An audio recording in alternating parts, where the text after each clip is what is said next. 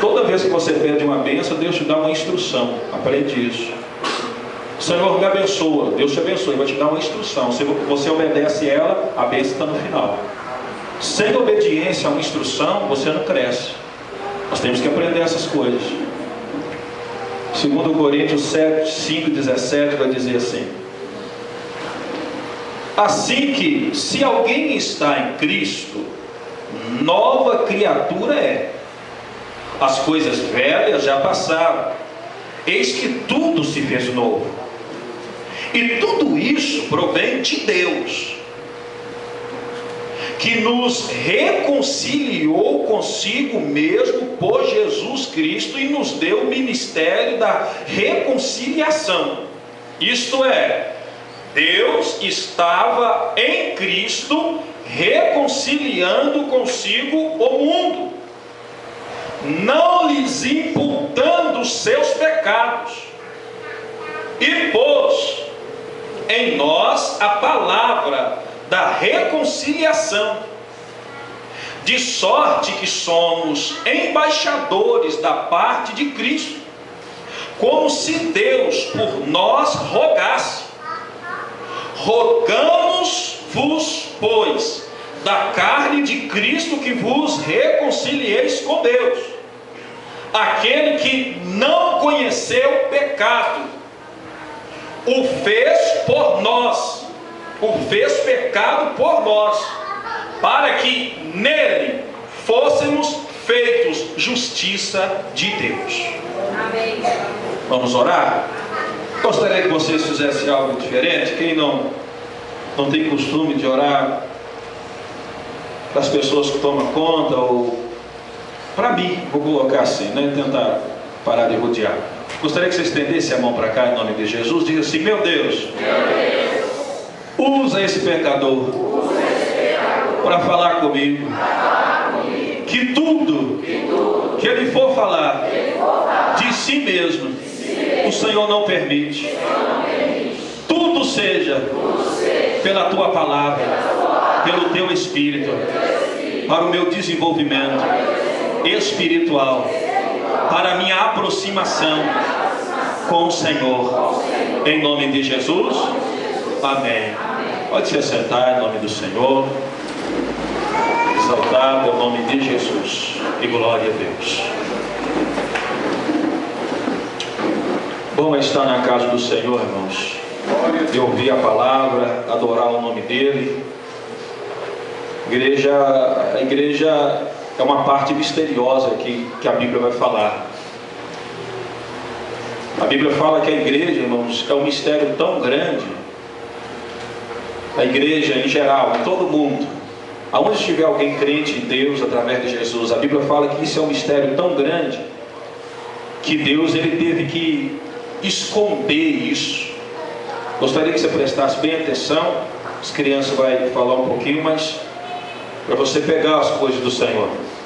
A Bíblia fala que Paulo vai descrever lá no livro de Efésios que o Senhor ele teve que esconder, de certo modo, o mistério da igreja no mundo, porque os judeus que foram chamados para ser os evangelizadores do mundo, eles não conseguiam compreender o amor de Deus com as pessoas salvas de toda tribo, raça, nação, de todo jeito, de toda cultura.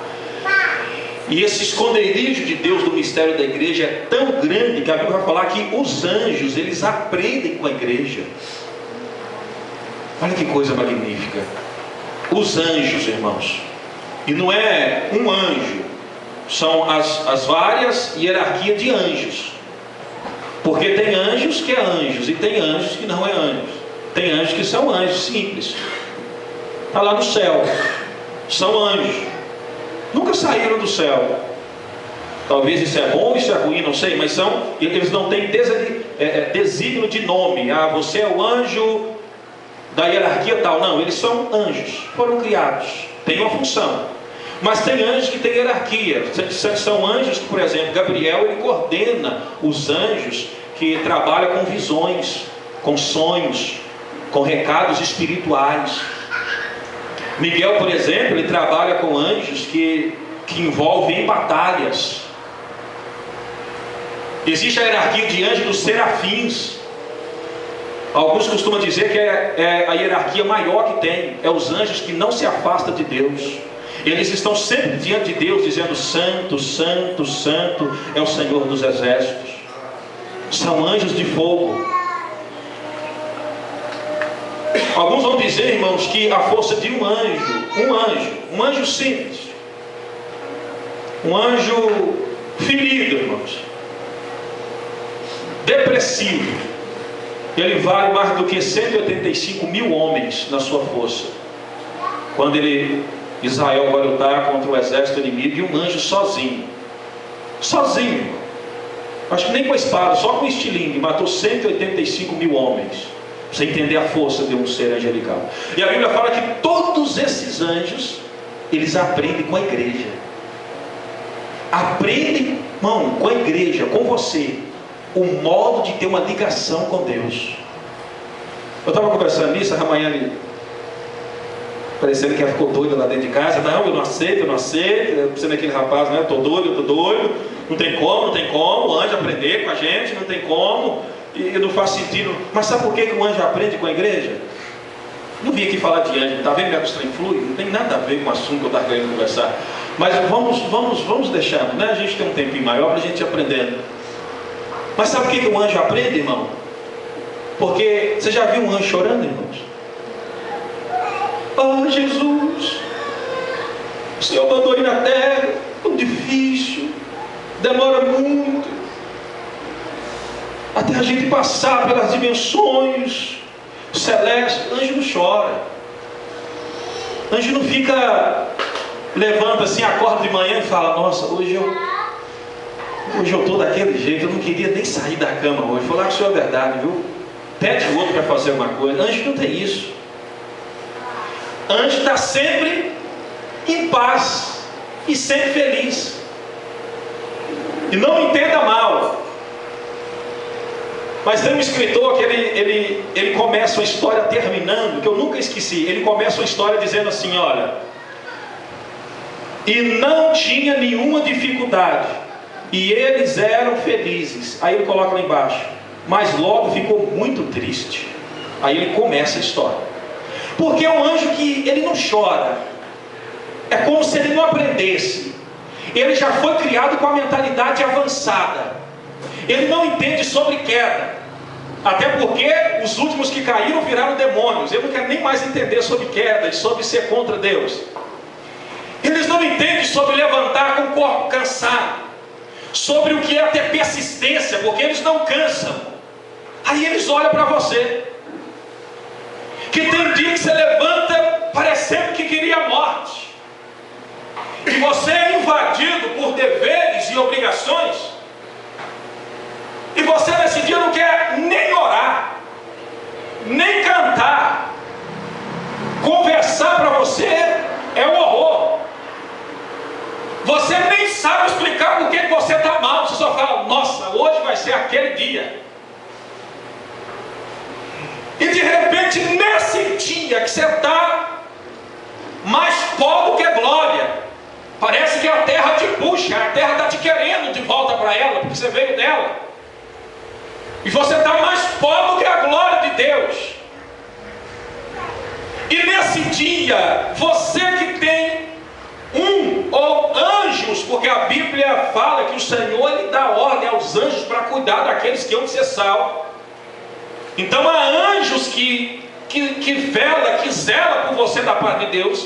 Ele está contemplando você. Ele está assim, engraçado. Ontem eles cantaram, ontem ela cantou lá na igreja. Dá vontade de pular, dá vontade de dançar, dá vontade de sorrir. Eu danço, eu pulo.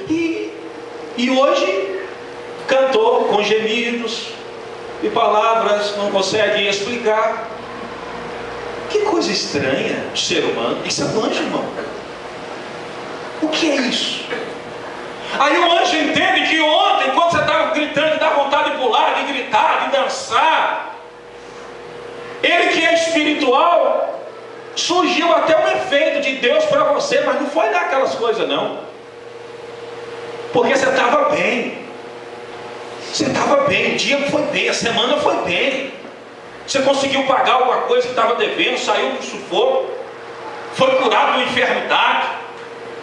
Naturalmente você estava bem. Quando você está bem, você faz daí da vontade de pular. Se fosse no mundo, você ia falar: não, hoje eu vou para um bar, vou tomar uma cerveja sexta-feira, é dançar a noite inteira, hoje eu estou feliz. Mas no mundo você não vai, na igreja você não vai fazer isso. Você vai falar: pelo menos vontade de pular e dançar na igreja eu posso cantar, porque você está bem. E o anjo viu que você estava bem, mas no céu não surgiu efeito. Mas quando você está mal, é o dia mal. É o dia que Salomão escreve lá no livro de Eclesiastes, no finalzinho ele fala: é um dia mau, que eu não quero sorrir, não quero pular, não quero gritar, não tenho prazer mais nas mulheres, nem no vinho, nem no dinheiro, nem nas obras que eu fiz. Salomão passou isso, ele falou assim: hoje eu estou mal. E nesse dia que você não fala nada, às vezes você vai orar, você não consegue, você nem consegue entender, você só chora nesse dia. E o anjo percebe algo diferente. Ontem, que visivelmente você estava bem, não surgiu tanto efeito no mundo espiritual. Mas quando você está mal e você geme diante de Deus, é como se a sua oração fosse um foguete direto no céu. Porque não tem hipocrisia, falsidade. Você reconhece que você está mal, e reconhecendo que está mal, você sabe que você precisa dele. E se ele não vier ao seu encontro, o seu socorro, você não sabe nem o que você vai fazer. E o anjo observa, e a Bíblia fala que ele fica assim, porque ele não tem isso. Amém? Amém. Não sei se surgiu um efeito para alguém, mas eu não vim querendo falar isso. Mas foi só uma introdução de alguma coisa que, quem sabe, no outro dia a gente fala mais sobre anjos. Amém, irmãos? Amém. Vamos voltar à palavra aqui que nós lemos, né? Então, glória a Deus. Você pode dar um aleluia? Aleluia. Guarda o nome de Jesus. Queridos, e se falando, e a gente comentando sobre estar mal, sobre um dia triste, sobre um dia de tristeza e de gemidos, sobre um dia de lamento, nós lemos aqui sobre algo que acontece com a igreja demais, irmãos, e eu estou sendo incomodado com isso, porque eu também preciso, evidente como qualquer outra pessoa, de entender o que é a justiça de Deus, e de entender o que é a graça do Senhor, e de entender o que é o amor de Deus para conosco. Nós temos eu já disse isso antes aqui, pessoas dentro da igreja, irmãos, como a igreja está aqui, não sei, quase que o quê? Umas 80 pessoas talvez, e falando da igreja em geral, nós vimos a igreja cheia, a igreja lotada, e as pessoas vivendo presas. As pessoas são frequentadoras da igreja, mas não são participantes das dádivas de Deus. Estão dentro do templo, mas o Espírito não foi invadido pelo Espírito Santo. E não estou falando de você não, estou falando de nós, a igreja. A gente percebe isso. As pessoas salvas, porém presas ainda. As pessoas salvas, porque crê em Deus através de Cristo para a salvação, mas presas nesse caminho de salvação. Preste bem atenção. Todas as pessoas que vêm para a casa do Senhor, na maioria das vezes, em geral, vem já trazendo uma bagagem, já vem trazendo uma história, um fardo, já vem trazendo um lamento. Isso é o seu abuso que sofreu em casa quando era criança. Isso é alguém que lhe comprou no nome, não pagou. Isso é um abuso físico, foi agredido fisicamente. A pessoa vem de uma família onde não tem nenhuma estrutura, como a carta desse rapaz que eu vou estar lendo daqui a pouco. E a pessoa sabendo que está vivendo em tempo de angústia, ouve a respeito de Deus, o Espírito Santo incomoda, ele vem e ele aceita Jesus. Fica dentro da igreja, está dentro da igreja, aceitou o Senhor, voltou para o Senhor. Só que aqui dentro da igreja, você sabe o que nós fazemos, irmãos? Dentro da igreja, nós os líderes, você aqui que acha que já sabe bem, que já está na igreja há muitos anos, aqueles crentes, sabe, eu aceitei Jesus dia 17/5 de 1975, eu estou na igreja há não sei quantos anos, aí ele define a maturidade dele pelo tempo que ele está na igreja. Quando alguém vem, você sabe o que nós fazemos? Nós avançamos para cima das pessoas com 1001 regras. É isso que nós fazemos. Olha, a partir de hoje, já que você é membro da igreja, e tem algumas irmãs, principalmente se for mulher, chega até com jeitinho. Você não usa mais isso, você não faz mais isso, você não põe seu cabelo desse tipo, você não usa maquiagem, você não usa essa joia, você não usa mais isso, mais isso, mais isso. E a pessoa está com tanta sede de Deus que vai ficando. E vai se tornando alienado naquilo que ele recebe. Presta atenção, para você entender. E as pessoas já vêm com um fardo lá de fora, crendo em Jesus, porque não quer ir para o inferno, abraça a fé, e a igreja coloca outro fardo, sendo que aquele que ele veio nem foi tirado. Não foi tirado. Nós não tratamos as pessoas. Você não ouviu o irmão que chegou. Você não conheceu a história. Você não sabe qual é o fardo que ele veio. Por que ele estava cansado e oprimido lá fora? Porque se ele não tivesse cansado e oprimido lá fora, ele não viria aqui para dentro, não. Vinde a mim os cansados e oprimidos, todos nós chegamos cansados e oprimidos. Nós não queremos saber por que você estava cansado, por que ele estava oprimido. Nós queremos que ele seja, ou que todos nós sejamos juntos, unidos, no modo de comportar, da mesma forma de vestir, do mesmo jeito de andar, do mesmo jeito de falar. E aí nós colocamos um fardo dentro da alma da pessoa. Mas o fardo que veio, a pessoa vai enrolando dentro da igreja. Passa-se os anos. Quando a pessoa descobre que ela foi enganada, ela já não consegue nem mais sair, porque está pior do que entrou, está doente, tem medo de sair e morrer, porque até a igreja fala: se você sair daqui, não tem salvação em lugar nenhum. Quem conhece alguém que frequenta alguma igreja assim, irmãos? Se você sair daqui, você está morto, você não é salvo. Aqui tem a salvação. Tem igrejas assim. A pessoa chega com um fardo, a igreja coloca o outro. Quando a pessoa se desperta, a pessoa joga a última cartada: sai que você morre, você vai ser rebelde. Aí a gente pensa assim, meus irmãos: meu Deus, mas foi isso que Jesus morreu? Foi para isso? Foi para essa igreja? Foi para esse modo de viver? Aí se torna aquilo que Jesus fala, quando Jesus falou com os fariseus: quando vocês saem para evangelizar e torna alguém discípulo do reino, de fato vocês tornam ele mais 2 vezes merecedor do inferno do que do reino. E é difícil a libertação, irmãos. Por que é difícil a libertação? Porque a igreja acha que ser liberto é com fardo, obrigação e lei. E a gente esquece das verdades contidas, principalmente no livro da carta aos Gálatas. Muito poderoso esse livro da carta aos Gálatas. O pastor Val até pregou aqui sobre isso, nesse livro, não falando desse tema. Mas a lei, ela desperta o pecado em você.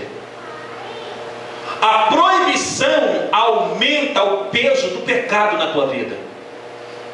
Esse é o objetivo da lei: mostrar que você é mau, mostrar que você é pecador. A lei faz isso, a proibição faz isso.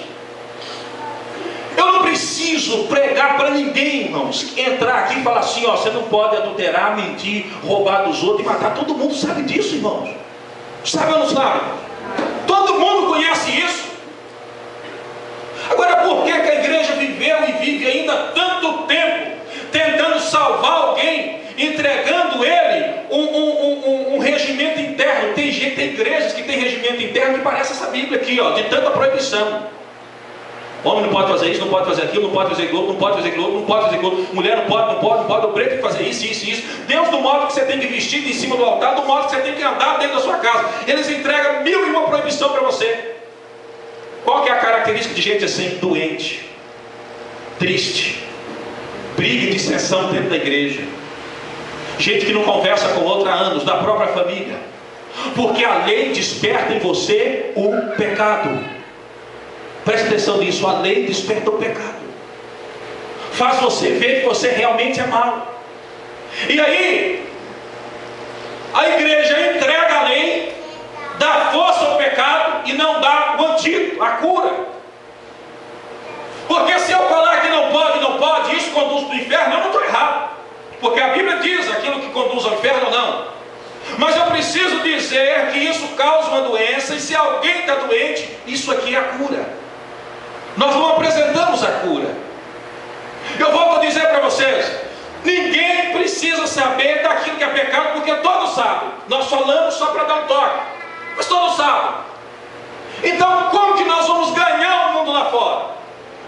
Pela lei e pelo pecado? Pela condenação? Nós não ganhamos ninguém assim, irmãos. É por isso que dentro da nossa família, nossos irmãos, pais, sobrinhos, parentes, tio, ainda continua condenado. Não se converteu, e olha que você é crente há 10 anos, há 5 anos. Você não consegue atrair ninguém a você. Por que você não conseguiu atrair ninguém até hoje? O teu irmão não está aí até hoje. Quantos irmãos você tem? Sua família, ninguém, você não conseguiu atrair ninguém. Por que será? É interessante a gente pensar nisso, irmãos. Por que será que nós temos dificuldade de atrair alguém a Cristo? Ora, não é o melhor caminho? Não é o único caminho? Não é o que leva a Deus? Não é o que dá dons? Não é o que salva? Por que temos dificuldade de atrair alguém conosco então? Porque queremos ganhar numa santidade de lei, e não numa santidade de graça e de amor pelo sangue de Jesus. Queremos que o outro veja: eu não pego mais, eu não fumo mais, eu não bebo mais, eu não faço isso mais. E na maioria das vezes faz ainda. Não faz na frente, mas escondido faz. Nós queremos evangelizar por uma santidade que nós não temos. Queremos ganhar alguém por uma justiça que de fato nós não somos justos. Pela uma palavra certinha que não xinga mais, que não fala isso, mas só no momento, no ambiente. E qual é o modo de evangelizar o mundo? Pelo amor de Deus. O amor de Deus, que te amou de tal maneira que deu filho. A graça do Senhor Jesus. O modo de evangelizar o mundo é isso aqui que você leu, ó, de 2 Coríntios capítulo 5. Deus colocou os teus pecados em Jesus. Ele não tinha pecado, mas ele se fez pecador, para que você fosse justificado diante de Deus. Deus, ele pega o filho e joga sobre o filho todas as suas iniquidades, todos os seus erros e as suas injustiças caíram sobre Jesus. O pai, ele moe o filho por causa das suas transgressões, para que através de Jesus, eu e você pudéssemos ser salvos, e Deus olhar para você e dizer que é justo, através de Jesus. Mas sabe por que nós não entendemos isso, irmãos? Porque você quer ser justo, você ser justo diante de Deus, e você não consegue ser justo diante de Deus. Você não consegue ser bom diante de Deus. Você não consegue ser puro diante de Deus. Ah não, pastor, eu consigo. Se você conseguisse, você teria morrido na cruz, irmão. Nenhum homem, nenhuma mulher consegue ser justo diante de Deus, a ponto de Deus olhar e falar: você é perfeito e não precisa do sangue do meu filho. Não tem como. Nós falamos sobre o sangue de Jesus, mas nós não entendemos que ainda que você não peque hoje, que ainda que você não faça algo durante os 3 meses, você é mau, a tua carne não tem nenhuma bondade nela. A tua carne, ela não é justiça, ela não é feita justiça por si própria. Você quer pensar assim, mas eu não sou tão pecador como aquele, eu não sou tão injusto como aquele. Nós queremos ser justos pelo o nosso mérito e a nossa força. Você acha que não, irmãos? Imagina quando alguém, talvez você conhece gente assim, que fumava 10 anos, conseguiu parar de fumar mais rápido. Mas tem alguém na família que está indo para a igreja e ainda fuma. A pessoa falta matar o outro que ainda está fumando, que não conseguiu a libertação. Você é fraco, é assim que a gente fala. Você é fraco, está com falsidade. Eu consegui, por que você não consegue? Olha como que nós falamos, se eu consegui, por que você não consegue? Por que você não parou com isso ainda? Você é mau. Se Jesus vier, você fica, porque eu fui liberto, eu consegui ser liberto, por que você não consegue? Nós tentamos aproximar de Deus com a nossa força, e nós esquecemos que a Bíblia diz que Deus só olha para você e te chama de justo porque ou quando Ele vê Jesus na sua vida. Não é por causa da sua força e não é por causa da sua santidade, é a sua santidade e a sua força quando você não mais vive, quando Cristo passa a viver em você. Aleluia! Glória a Deus! É isso que é o X do Evangelho e das boas novas. E aí, irmãos, não existe doutrina de homens, não existe força humana que pode chegar perto diante dessa graça. Paulo vai dizer na carta aos Gálatas que isso chama escândalo da cruz ou da graça de Deus. Você sabe o que é um escândalo? É uma coisa absurda, só que é absurda ao seu favor. É absurda ao seu favor. É o escândalo da graça. Por que eles tentaram, irmãos, matar Jesus o tempo todo, Deus no início?